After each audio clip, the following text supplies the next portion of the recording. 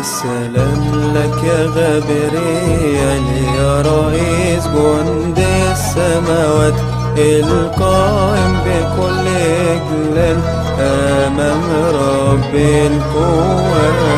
الثاني في ترتيبك بين رتب السماوات، عظيمة شفاعتك دايما كل الأوقات.